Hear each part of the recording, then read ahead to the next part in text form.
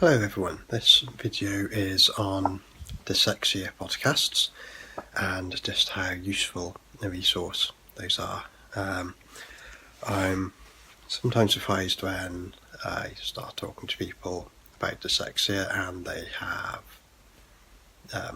a lot of interest in it, either they're dyslexic themselves or someone in their family is, but when I ask them about things they've listened to or watched about it, they haven't seen a great deal. Or if they are kind of aware of these podcasts, then they're a bit kind of overwhelmed by the number of different ones out there and haven't been sure where to start. So I just wanted to make this video to show how valuable and accessible they are, and also to maybe help some people choose which ones are more likely to be relevant to them and know where to start. So they are a very vast and accessible resource. I have listened to various ones for many years, either when I've been at home kind of doing my tidying up, or as I've been at work doing various tasks which left me with an ear spare, and just the scale of the resource is huge. If you want to, you can easily, just by listening whilst you're doing other things, become quite a expert on dyslexia just by listening to the right podcasts about it and all of the information contained within. Or if there's a specific thing you want to find out more about, then there will be episodes for you about that as well. They really do cover, between them, everything about dyslexia, from the kind of social scale and its impact on the structure of society through to the cellular level and how dyslexia affects the layout of individual brain cells. Also, just from so many different angles. If you want info on how to succeed as a dyslexic school child, then there are many series about that. If, on the other hand, you want to find out how to succeed as a dyslexic super spy or as the founder of a martial arts school, there are also episodes about those.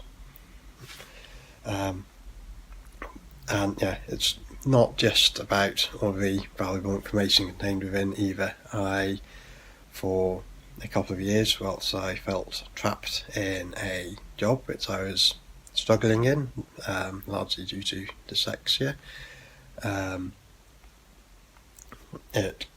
I listened to these podcasts, and their relentless positivity helped me feel a lot better about my situation, and also constantly remind myself that it's not that I'm stupid or deficient in some way, it's that I have got into a situation that was unsuitable, and inspiration for various ways to get out of that. So I will now go through the different ones I've listened to. There are just too many different podcasts out there for any one person to have listened to all of them, I think. So I apologise if I have left out your favourite one. If so, please do leave a comment below explaining the virtues of those particular podcasts, and I will at some point update this. Being someone with a last name late in the alphabet, I'm not going to do it in any particular order to discriminate alphabetically. I have my notes on various ones on different cards, so I'm literally going to shuffle them through and start with each of these podcasts in a random order. I really do recommend all of them highly in different ways, but hopefully this will give you some indication which is most relevant to you, both in content and style and give you some good idea where to get started. So just shuffling my notes, and the first one up is Dyslexia Wanted. So this is actually the newest one to me, so I don't have a huge amount to say about it yet, other than it's interesting enough that this is what I'm currently listening to, and I have a spare ear at work. It's by the Dr. Webb Institute, which sounds like a very interesting place, which is helping both individual dyslexics and to spread the word about dyslexia in general in the US, and teaming up to do episodes of various other dyslexic institutions around the US.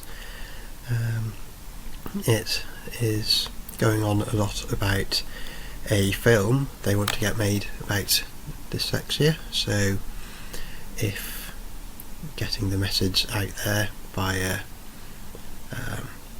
popular media is one of your passions, this is probably one for you. Okay, next is Luvin My Dyslexia, which is by Stephen, who is in Queensland, Australia. It's spelt Luvin My Dyslexia. So, you won't find it if you're just googling Luvin My Dyslexia. It's not been out for quite a while now, there's no more episodes added for a while, but dyslexia isn't really something that goes out of date, and all the stories and advice is giving is still just as relevant. So I had, before reminding myself about it for doing this video, I hadn't listened to it for quite a while, but still, despite that, it has particular theme music that plays at the beginning of the episode, and some of the episodes he does, some of the stories from his guests, he brings them out in such a powerful way that if I hear that same music on the radio, I still struggle not to burst into tears, because some of his episodes have left that much emotional impact. The first season of this is a bit different than the other podcasts, in that he follows in great detail the journey of one dyslexic family, which has a non-dyslexic mother but of dyslexic children, and with other dyslexic relatives, and really following in great detail their journey, the kind of practical things they're learning along the way, and following the kind of progress and emotional ups and downs of it all. Okay, next up is the codpast, codpast,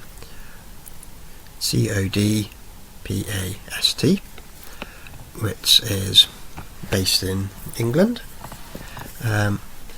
So yeah, like most of the others, he has a great range of guests, both people from various industries who have dyslexia and experts on dyslexia, although with this podcast there's a bit of a focus on media, with quite a few guests who are actors or otherwise involved in the media industry. So if that's something that appeals to you, this is quite likely one that's worth checking out. There's also quite a lot of reviews of assistive technologies, both software and hardware, and although it's not been out for a little while now, most of these reviews still still just as relevant, I would think, and worth checking out if you're trying to pick the right assistive technology for you. Next up we have Dyslexia Explored. This is by Darius, who is based in Scotland and is a massive fan of mind mapping. So he does episodes about all kinds of things. Sometimes they are focused specifically on mind mapping and techniques to use them for success in school or in organisation in daily life. But even if he's doing episodes on something else, like discussing dyslexia in certain professions or talking with experts on various other dyslexia related matters, he always throws in at least a few questions on their experience of mind mapping and how it can help them. So if you are at all interested in those techniques, I would say that it's a must listen.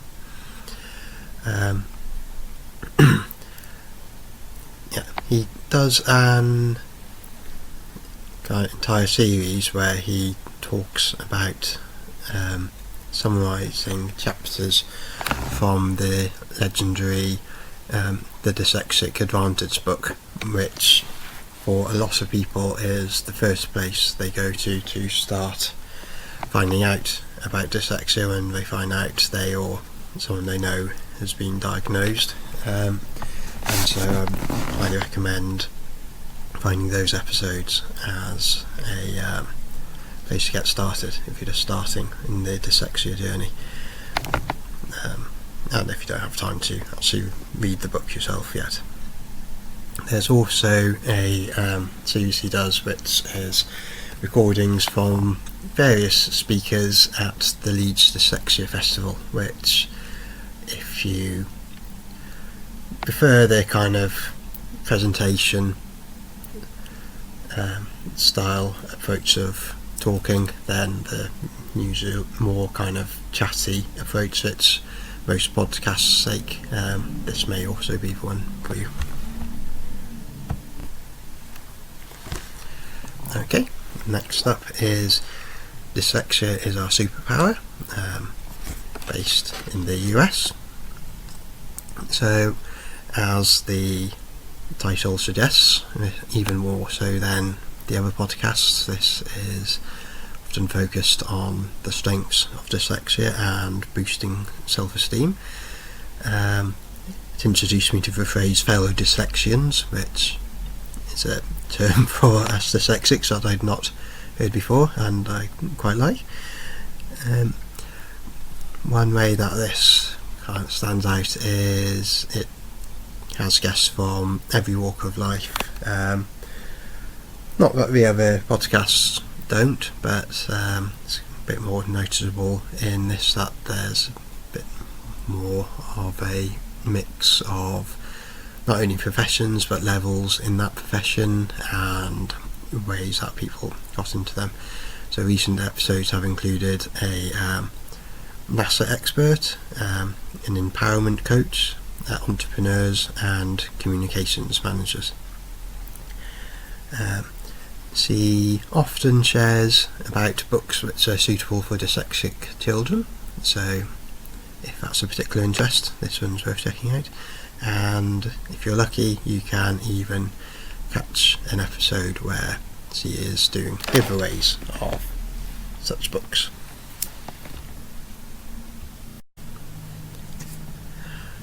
Okay, next up is Dyslexia Quest, which is by Ellie, who is in the US.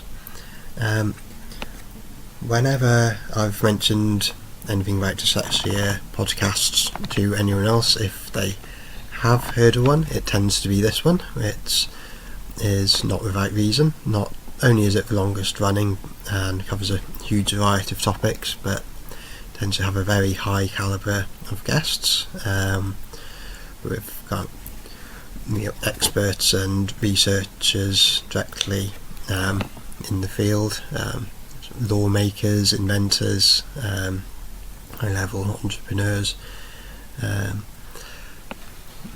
and all just presented in the very best quality. There's a bit of a focus recently on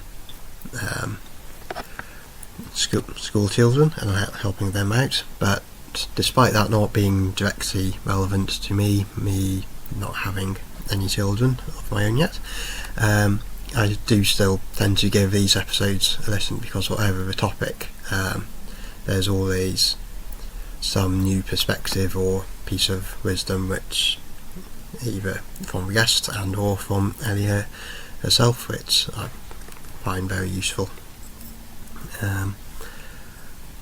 It's currently on pause, this currently being winter 2019, for a bit of a rebranding, and it sounds as if going forward there's going to be more of a focus on wholeness and self-acceptance, basically healing the sometimes deep psychological beating that many of us dyslexics get given at school. I'm not going to do this in general, but there's one particular episode of this podcast which for me was a real kind of flicking a switch on how I understood dyslexia, where they went quite deeply into the actual neurobiology of how our brains work, and that just for me made everything make a lot more sense in exactly why I think so differently than other people around me. And finally, the truth about dyslexia. It's kind of fitting that this is last, not because it's by any means least, but because it's very different to the others, both in content and format. So to begin with, this is much more than the others, kind of presented in bite-sized chunks, whereas most of the others will do episodes which are like half an hour long, going deep into a topic.